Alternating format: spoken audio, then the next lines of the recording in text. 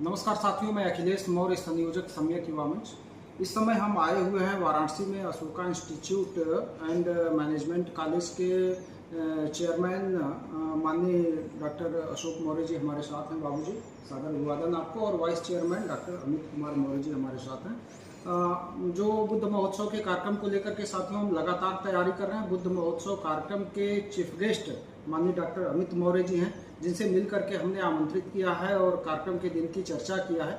इसी के साथ एक खुशखबरी और आपको बता दें, आज अंतर्राष्ट्रीय परिवार दिवस है और अंतर्राष्ट्रीय परिवार दिवस पर एक बहुत बड़ा सम्मान इस परिवार को मिला हुआ है। अमर उजाला का पेपर है, अखबार है, और इस अखबार पर छपा हुआ है काशी में मौर्य परिवार का परिवार सामूहिकता की अनूठी मिसाल, 10 लीटर दूध की बनती है चाय।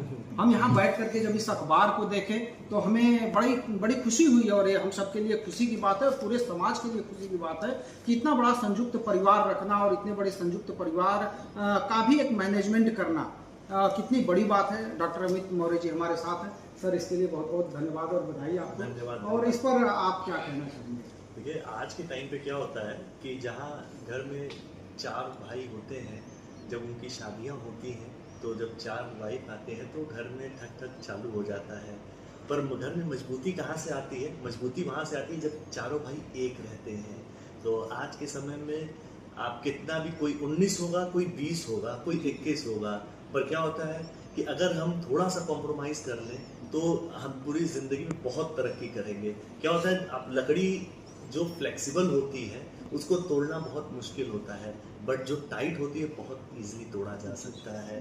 तो हमें वो पतली वाली डंठल बननी है जिसको तोड़ने में थोड़ी कठिनाई होती है। फ्लेक्सिबल रहिए ज़िंदगी में, आप बहुत तरक्की करेंगे।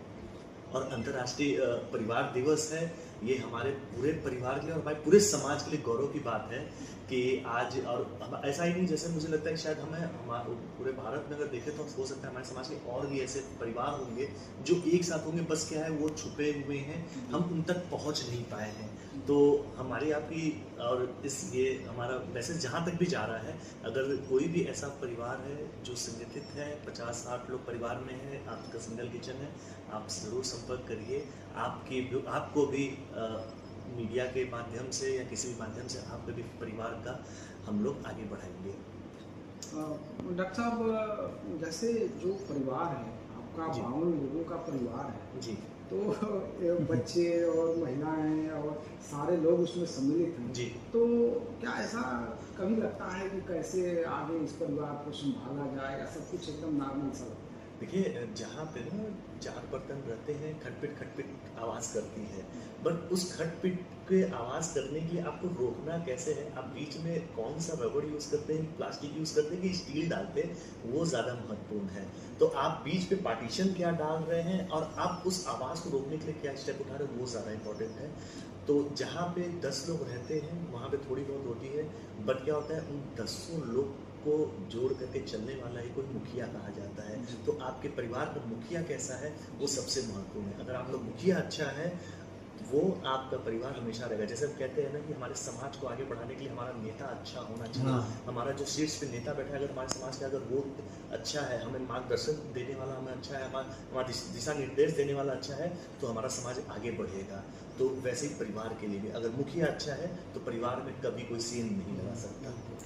तो साथियों, इस तरह से डॉक्टर अमित मौर्य जी से हम बात कर रहे थे एक संयुक्त परिवार पर। और जैसा कि आप देखते हैं कि हमारे अमूमन परिवार में कुछ थोड़ी बहुत खटपट हुई और चीज़ें विघटित हो जाती हैं, लेकिन वही बात हम जानना चाहें कि जो परिवार के मुखिया हैं, अगर वो बिल्कुल सुलझे हुए हैं और परिवार को संभालने की परिस्थितियाँ उनके अंदर वैचारिक रूप से हैं, तो वह परिवार बिल्कुल संगठित होगा और हमेशा उत्तरोत्तर आगे बढ़ता रहेगा। इसके लिए बहुत बहुत धन्यवाद सर, आपका हार्दिक बधाई।